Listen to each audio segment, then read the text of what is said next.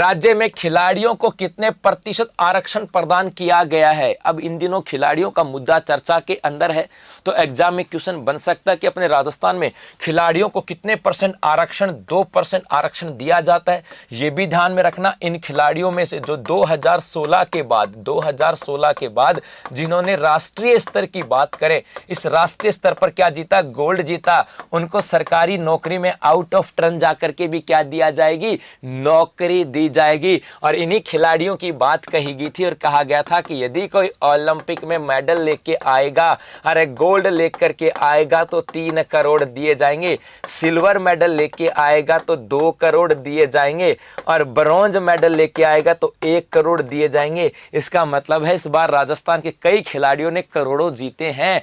कृष्णा नागर की बात करें 3 करोड़ ले गया, अवनी लेखरा की बात करें 3 करोड़ 1 ले गई, और 1 मेडल और था वो ले गई। उसके बाद देवेंद्र झाझड़िया की बात करें भाई 2 करोड़ वो ले गया, और किसकी बात करें, हाँ जी गुजर साहब की बात करें तो 1 करोड़ उनके हिस्से में भी आए हैं। कंचन यादव बेटा क्वेश्चन आ जाएगा, रेगिस्तान का जल महल बटाडू आ जाता है, सुन ले बेटी आजा, ठीक है। तो ओलंपिक की बात याद रखना, कब के बाद को आउट ऑफ टर्म जाकर के नौकरी दी जाएगी, और कितना परसेंट आरक्षण है, 2% आरक्षण है। नहीं मिलेगी क्या बेटा, आपको बता रहा हूं, जो पीडीएफ है वो आपको ऐप में मिल जाएगी। वीडियो खत्म होने के बाद जो लिंक है उसके ऊपर क्लिक करोगे तो वहां से आपको ऐप में जाना, ऐप से आप इसकी पीडीएफ ले सकते हो, सब कुछ वहां पर है, क्लियर लिखा हुआ है कैसे कैसे आपको प्रोसेस फॉलो करना है। चलो आगे बढ़े भाई, आगे देखो, अगला है राजस्थान महामारी अध्यादेश 2020 कब लागू हुआ। क्वेश्चन इंपॉर्टेंट है,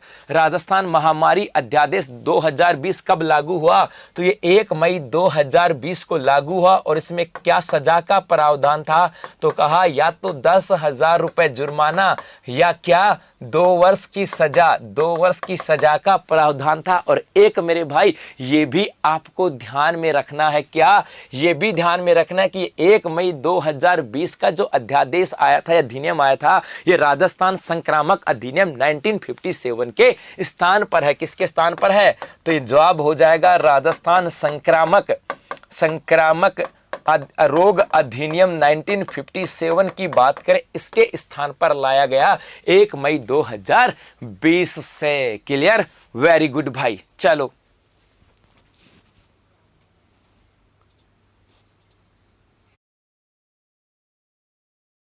आ जाओ, उसके बाद है भाई भारतीय वन्य जीव संरक्षण अधिनियम राजस्थान में कब लागू हुआ। तो भारतीय वन्य जीव संरक्षण अधिनियम कब आया था, 1972 में आया। और भारत में तो कब लागू हो गया, 1972 में हो गया। लेकिन राजस्थान में कब से लागू हुआ, तो राजस्थान के अंदर लागू हुआ था, यहां पे सितंबर कर दो भाई, 1 सितंबर 1973 से। कब से, बी ऑप्शन जो होगा ये इसका सही जवाब हो जाएगा। 1 सितंबर 1973 की बात यहां पर करते हैं। कब, 1 सितंबर 1973, बी ऑप्शन जो होगा इसका सही जवाब है 1973। ध्यान में रखना, क्या राजस्थान में कब लागू हुआ था, 1973 की बात यहां पर की जाती है। कई जगह आपको सितंबर मिल जाएगा और कई जगह आपको 1 अप्रैल भी मिल जाएगा, लेकिन 1973 आपको ध्यान रखना। जैसे इस ऑप्शन में 1 अप्रैल है, तो लेकिन यहां पे 1973 जो है ना, ये ज्यादा मैटर यहां पर करती है। लेकिन 1 सितंबर की बात करें, क्या 1 सितंबर 1973 की बात करते हैं, ठीक है, ये आपको ध्यान में रखना है, 1 सितंबर 1973। चलें आगे, वेरी गुड।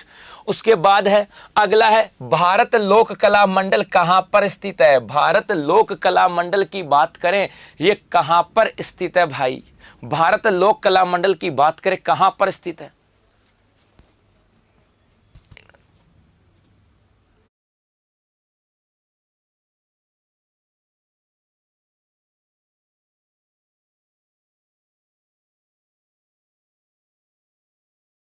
कला मंडल कहां पर है भाई, तो भारत लोक कला मंडल कहां पर है मेरे भाई, उदयपुर के अंदर है। कहां पर है, उदयपुर के अंदर है, जिसकी स्थापना कब हुई थी, अरे 1952 की बात करें, इस 1952 के अंदर इसकी स्थापना हुई थी, ये आपको ध्यान में रखना है।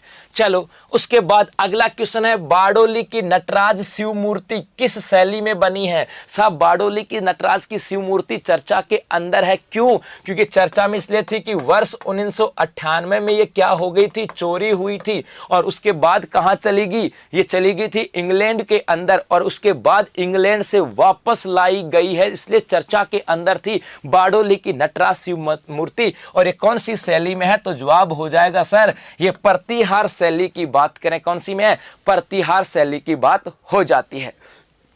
चलो उसके बाद है जागती ज्योत पत्रिका। जागती ज्योत पत्रिका किस अकादमी के द्वारा प्रकाशित की जाती है, जागती ज्योत पत्रिका की बात करें किस अकादमी के द्वारा, तो जवाब हो जाएगा राजस्थानी भाषा साहित्य एवं संस्कृति अकादमी। कौन सी, राजस्थानी भाषा साहित्य एवं संस्कृति अकादमी। और यह है कहां पर मेरे लालो, तो याद रखना, अरे भाई बीकानेर में है।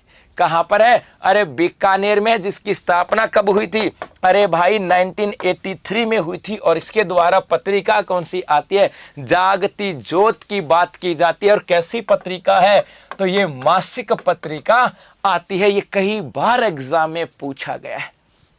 पटवार से पहले डोज का, हाँ भाई विष्णु शर्मा करवा देंगे भाई। चलो जी आगे देखो, हाँ डोज का करवा दूंगा मेरे बच्चे, चिंता मत करो, डोज का करवा दूंगा।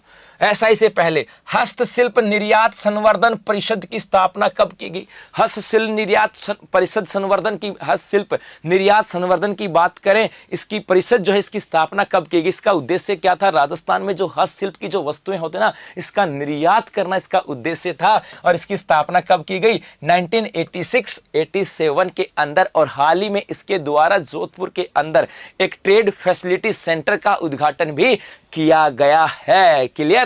चलो उसके बाद है चंबल एक्सप्रेसवे का नया नाम क्या बनाया गया, सर ये तो पहली बार सुना है, सर ये तो पहली बार सुना है, तो सुन लो मेरे लालो क्या था, हम भारत की बात करते हैं सर, ये तो है भारत, जल्दी से बता देता हूं। इस भारत के अंदर आप स्वर्णिम चतुर्भुज का नाम तो सुना होगा, दिल्ली, मुंबई, चेन्नई और कोलकाता। तो यहीं पर कोटा से लेकर के और इसी स्वर्णिम चतुर्भुज को जोड़ने की एक सड़क बनाई जा रही है। और इसका नाम क्या था पहले, चंबल एक्सप्रेसवे, और अब इसका नाम क्या कर दिया गया, अटल बिहारी एक्सप्रेसवे, जो कहां से चलेगी, राजस्थान में कोटा से। कहां से, कोटा की बात की जाएगी। और इसकी कुल लंबाई जो है, इसकी अटल बिहारी एक्सप्रेस की लंबाई लगभग 414 किलोमीटर के आसपास होगी कुल लंबाई, जिसमें से लगभग 78 किलोमीटर कहां पर है, तो याद रखना राजस्थान के अंदर है। क्या, राजस्थान में। तो डी ऑप्शन जो होगा ये इसका सही जवाब है। हाँ पैरा ओलंपिक और ओलंपिक, राजस्थान का पैरा ओलंपिक खेल पूरा एक स्पेशल बताऊंगा, एक क्लास होगी पूरी, राजस्थान खेल से लेकर के पूरा निचोड़ होगा। आ जाओ, कृषि उपज मंडी अधिनियम कौन सा है, कृषि उपज मंडी अधिनियम की बात करें,